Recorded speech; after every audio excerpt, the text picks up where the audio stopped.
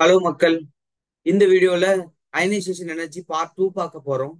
So போன வீடியோல என்ன பார்த்தோம் அப்படின்னா, அஹ், போன வீடியோல போன வீடியோல நம்ம அயனைசேஷன் பார்ட் 1 பார்த்தோம். அதாவது 3D சீரீஸ்ல லெஃப்ட் டு ரைட் வந்து உங்களுக்கு என்ன ஆகும் அப்படின்னா, அயனைசேஷன் எனர்ஜி ஜென்ரலா இன்க்ரீஸ் ஆகும்னு சொல்லியிருந்தோம். ஸ்டேட்மெண்ட் பேஸ்ல வேல்யூ கொஞ்சம் தாறுமாறா இருந்துச்சு. அடுத்து பாத்தீங்க அப்படின்னா, ஃபர்ஸ்ட் அயனைசேஷன் எனர்ஜினா என்ன, செகண்ட் அயனைசேஷன் எனர்ஜினா என்னன்னு சொல்லியிருந்தோம். இப்போ எக்ஸாம்பிளுக்கு first ionisation energy left to right increase ஆகும். அதுல குறிப்பா நம்ம யாரை மென்ஷன் பண்ணியிருந்தோம் அப்படின்னா, அஹ், எங்க எழுத மாட்டேங்குது, ஐயோ, எம்என்னையும் சிஆரையும் மென்ஷன் பண்ணியிருந்தோம். பீரியாட் டேபிள்ல மாத்தி இருப்பாங்க. இது மென்ஷன் பண்ணியிருந்தோம். இதுல ஸ்டார்டிங்ல வந்து இவன் S1 இருக்கும், D5 அது வேணாம்.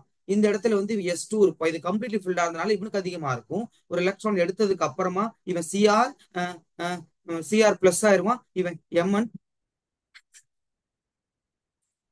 பிளஸ் ஆயிடுவான்.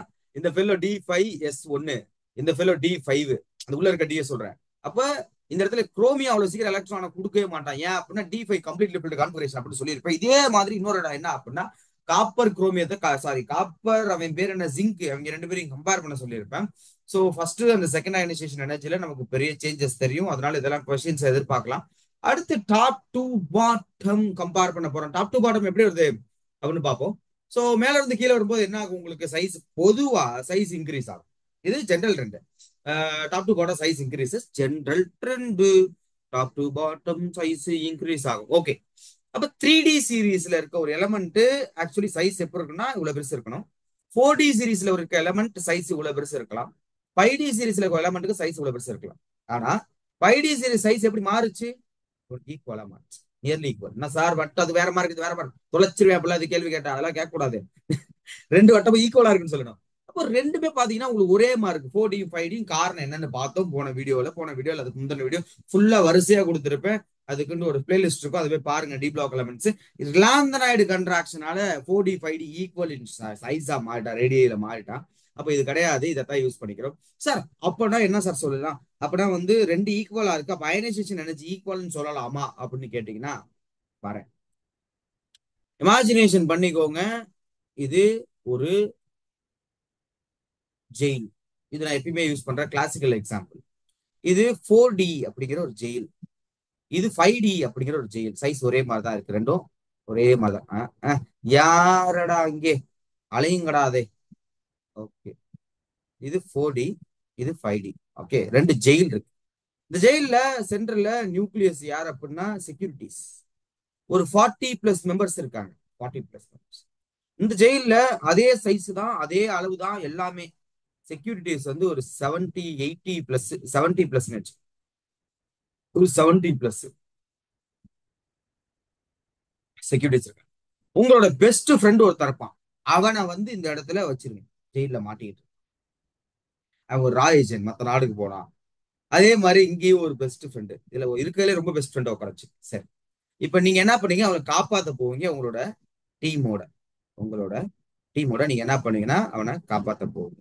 இது வந்து லாரி ஹெலிகாப்டர், தரையிலயும் போகும் வானத்திலயும் போகும். லாரி மாதிரி ஃப்ரெண்ட்ஸ் தூக்கி போட்டு இதுல கொண்டு வந்தாங்க. இது பறந்து போயிட்டு எங்க இருந்து நீங்க ஈஸியா அவனை காப்பாற்ற முடியும். இந்த 40 செக்யூரிட்டிஸ் இருக்க ரெண்டுமே சேம் சைஸ் தான். இந்த 70 செக்யூரிட்டிஸ் சிம்பிளா உங்களுக்கு தோண வர ஒரு விஷயம் என்ன அப்படின்னா, இவனை ஈஸியா தூக்கிடலாம், பட் இவனால சீக்கிரம் தூக்க முடியாது. என்ன என்ன என்ன காரணம் சார் அப்படின்னு கேட்டீங்கன்னா, ஏன்னா நியர்லி 70 பிளஸ் புரோட்டான்ஸ் நடுவுல இருந்து நியூக்ளியஸ்ல இருந்து அட்ராக்ட் பண்ற அவுட்டர் மோஸ்ட் எலக்ட்ரானே எஃப்ஆர்பிட்டால் போர் ஷீல்டிங்கா இருக்கு. மேல இருக்கவன் பாத்தீங்கன்னா எஃப்ஆர்பிட்டால் கிடையாது, டி ஆர்பிட்டால் தான் போர் ஷீல்டிங். கம்மி தான் ஷீல்டிங், போர் ஷீல்டிங். 40 புரோட்டான் தான் அவுட்டர் எலக்ட்ரான் அட்ராக்ட் பண்றான் ஒரே டிஸ்டன்ஸ்ல. எஃபெக்டிவா கிட்டத்தட்ட 70 புரோட்டானுக்கு மேல அட்ராக்ட் பண்றது எப்படி இருக்கும், இவ்வளவு டைட்டா பிடிச்சி இருக்கு. கற்பனை பண்ணி பார்த்துக்கோ. இதுல வெறும் 40 தான். அப்ப கம்பேர் பண்ணும்போது இங்க கம்மின்னு சொல்ல வரேன். அப்ப ட்ரெண்ட் நமக்கு என்ன ஆகுது அப்படின்னா, top to bottom ionisation energy இருக்கிறதுலே இந்த லாந்தனைடு கன்ட்ராக்ஷனால 5D சீரிஸ்க்கு ரொம்ப அதிகம். 5D சீரிஸ்க்கு ரொம்ப அதிகம். இப்ப அடுத்த கம்பேரிசன் 4Dயும் 3Dயும் கம்பேர் பண்ணணும். இப்ப பாருங்க, 3D 4D இதை மட்டும் பாருங்க. Top to bottom size increases. இதுல எந்த ஒரு எஃபெக்ட்டுமே கிடையாது. Top to bottom size increase ஆகுது. இப்ப சைஸ் இன்க்ரீஸ் ஆகுது அப்படின்னா நீங்க எதை மட்டும் தான் பாயிண்ட் பண்ணணும் அப்படின்னா, distance between nucleus and electron. அப்ப top to bottom size increase ஆகுனா டிஸ்டன்ஸ் அதிகமாகும். டிஸ்டன்ஸ் அதிகமாச்சு எதுக்கு? நியூக்ளியஸ்க்கு எலக்ட்ரான் டிஸ்டன்ஸ் அதிகமாச்சு அப்படின்னா அது என்ன பண்ணிடலாம்? ஈஸியா ரிமூவ் பண்ணிடலாம். அந்த எலக்ட்ரானை ஈஸியா ரிமூவ் பண்ணிடலாம். ஸோ சைஸ் இன்க்ரீஸ் ஆச்சு அப்படின்னாலே நமக்கு அயனைசேஷன் குறையும்.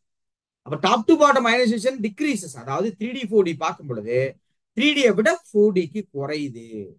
அப்ப 3D செகண்ட் பிளேஸ புடிச்சிடுறாப்ல அப்படின்னு புடிச்சிட்டான். கடைசியா 4D எக்ஸ்பெக்ட் பண்ண முடியாத ஒரு ionisation order top to bottom. ஏன்னா 5D முன்னாடி வந்திருப்பான்.